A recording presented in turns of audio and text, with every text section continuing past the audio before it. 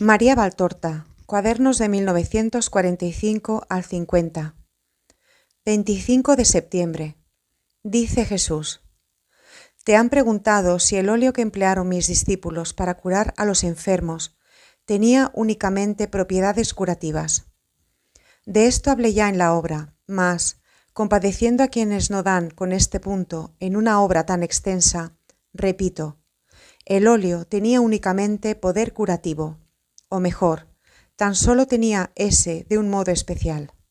Tenía el acostumbrado poder curativo del óleo que, en mi tiempo, se empleaba mucho en forma de ungüento para friccionar o extender sobre las partes enfermas, bien solo o mezclado con resinas y esencias. El acostumbrado poder que, por sí mismo, era muy relativo en cierta clase de enfermedades llegadas ya a un desenlace mortal, o de cronicidad. Precisamente las que se presentaban a mis discípulos por haber fracasado toda curación en ellos. No era pues el óleo en sí el que curaba al aplicarlo mis apóstoles, sino el poder que yo habíales conferido.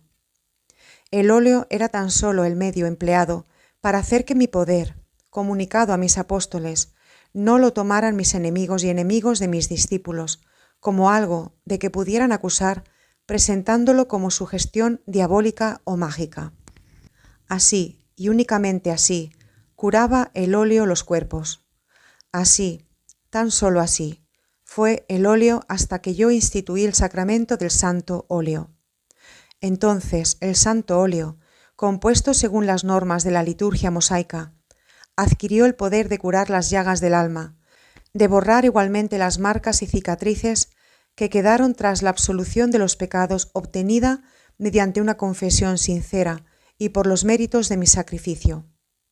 Dos poderes muy diferentes del óleo, extendidos sobre los miembros de los enfermos y hasta la institución del sacramento de la extrema unción para curar los males del cuerpo, y aplicado a los moribundos próximos ya al juicio, para curar el alma antes de su encuentro con Dios juez, y de aceptar Dios, benigno, las plegarias de los parientes, para devolverle incluso la salud del cuerpo, concediéndole más tiempo en el mundo, para adquirir méritos o simplemente méritos, si es que anteriormente no los había adquirido el que, mediante el sacramento, obtuvo asimismo la salud física.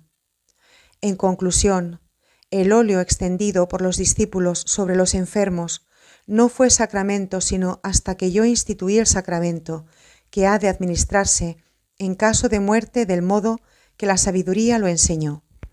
30 de septiembre de 1947. Dice Jesús al tiempo que yo corrijo páginas mecanografiadas y admiro su belleza de estilo. Mira, María, si yo te hubiese proporcionado unas bellas páginas, literalmente hablando, nada en absoluto te habría proporcionado, nada útil, nada de auténtico valor. Mi regalo habríase reducido a una música y hasta a una de esas músicas vacías, ligeras, que tan solo agradan al oído, pero que no despiertan en quien las escucha pensamientos elevados. Porque hay música que es plegaria, que es lección, que eleva a contemplaciones sobrenaturales, música en cuyas notas vibra y se transparenta verdaderamente no tanto el genio del hombre cuanto el poder de Dios creador del hombre. El genio del hombre no es sino el medio con el que dar testimonio del poder de Dios, que lo creó con inteligencia y razón, además de con espíritu, carne y sangre. El genio del hombre viene a ser una respuesta para quienes sostienen teorías evolucionistas, según las cuales el hombre no es sino la bestia que ha evolucionado a través de un lento ascenso desde la brutalidad a la humanidad. El genio del hombre no es sino la respuesta dada a los negadores de la creación y, por tanto, de Dios creador, a los herejes que sostienen la autogénesis del universo. El genio del hombre no es sino la respuesta dada a los ateos.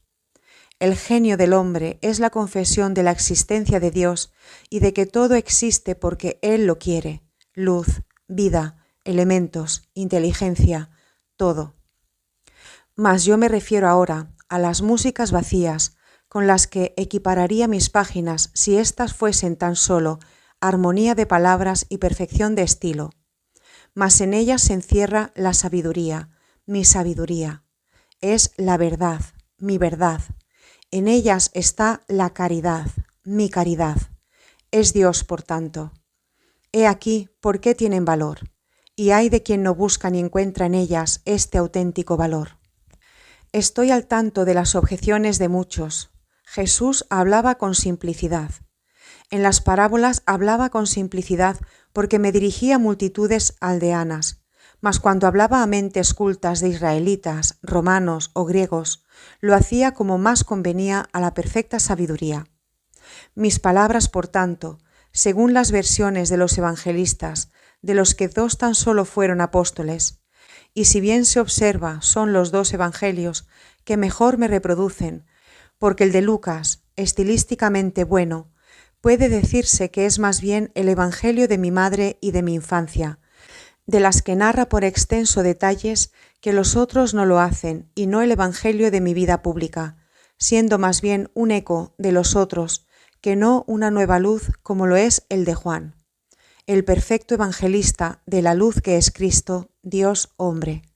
Las versiones, digo, de mis palabras en los evangelistas fueron muy reducidas hasta quedar en esqueletos, más un indicio que una versión, circunstancia que las despoja de la forma estilística que yo les di.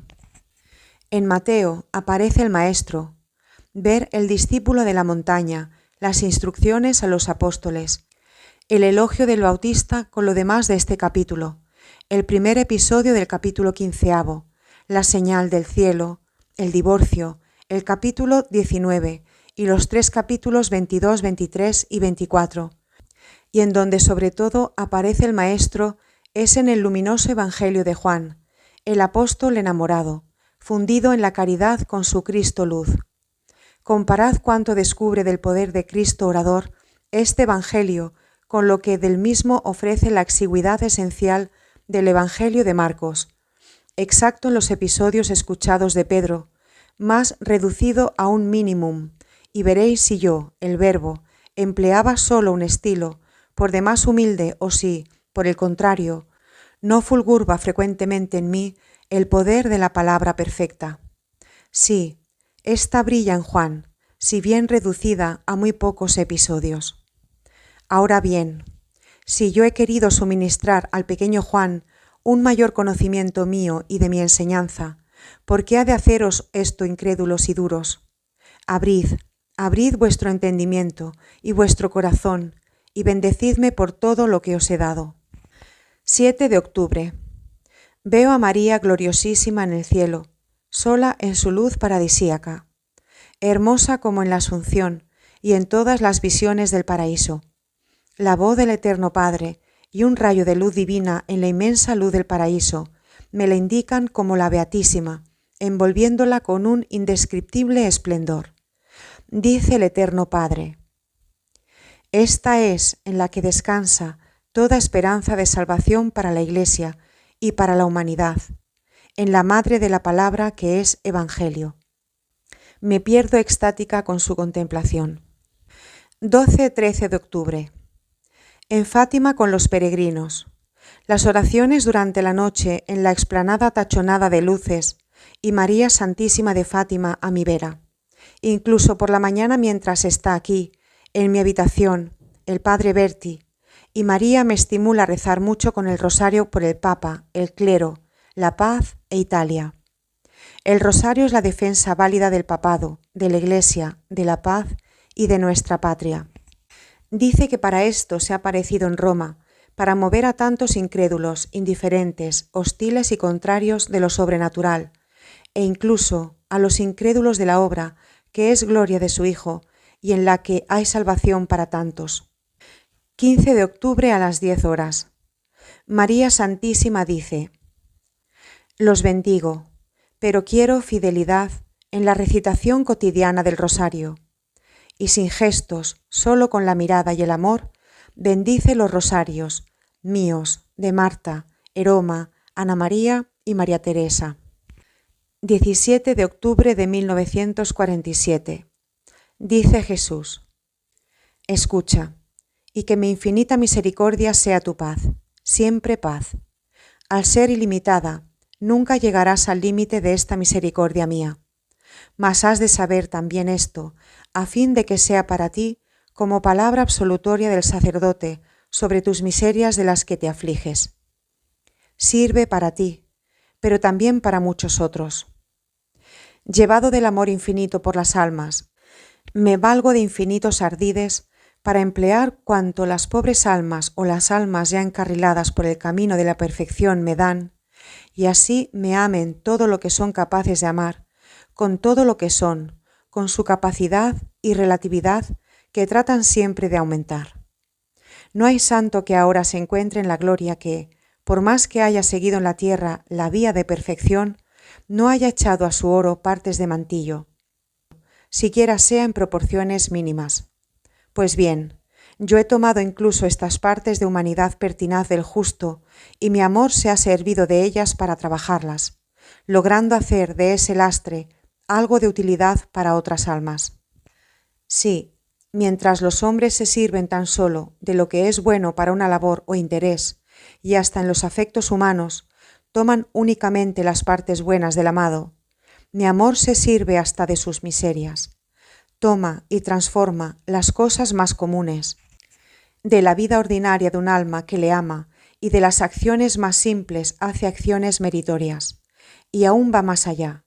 Se sirve de sus mismas miserias y debilidades, de sus pequeños embustes tal vez, de cuanto no es perfecto, pero no nocivo para el prójimo, de esas miseriucas que un complejo de estímulos suscita, parangonables con las curiosidades y jactancias imprudentes y festivas de un párvulo, y las emplea para que otras almas tornen al buen camino, haciendo con ello de la imperfección cometida por un alma irreflexiva, o que cedió un instante, un medio de bien para los demás. Acto este que amengua la imperfección y el débito para con la justicia, que por tales imperfecciones el alma contrae, y al propio tiempo hace sí que el alma que las cometió acrezca su amor hacia mí con el reconocimiento de mi misericordia, que no la mortifica desmintiéndola, sino que, al contrario, cuando ve que de una de sus debilidades puede derivarse una fuerza para los demás, la secunda. Mi método de amar y de salvar tiene variedades por mí tan solo empleadas y que muy pocos comprenden. Entonces, es cuando me valgo de las miserias de las almas para corroborar a otras almas, y así le digo al alma que las cometió: ¿nadie te condenó? Y cuando ella me contesta: nadie, Señor, yo le digo: pues tampoco yo te condeno, vete y no peques más, estando dispuesto a repetírselo 70 veces 7, porque las miserias de estas almas amantes nacen generalmente de una equivocada voluntad de querer llevar a los demás a amarme, aunque siguiendo vías extraviadas, circunstancia esta de la que después se duelen.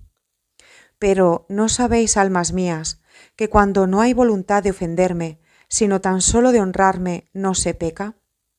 Y tampoco sabéis, mis dulces almas, que la humildad de sentirse incapaces, el pensamiento de haber obrado mal por haberlo querido hacer bien, el amor que arde con más fuerza en vosotras tras una de estas caídas de párvulo, me proporcionan gloria y producen a las almas un bien mayor que si no las hubiesen cometido?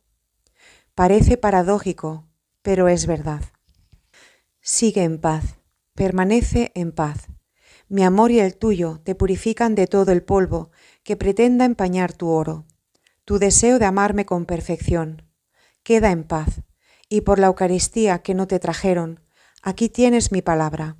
Ella es alimento, vida, salvación y gozo.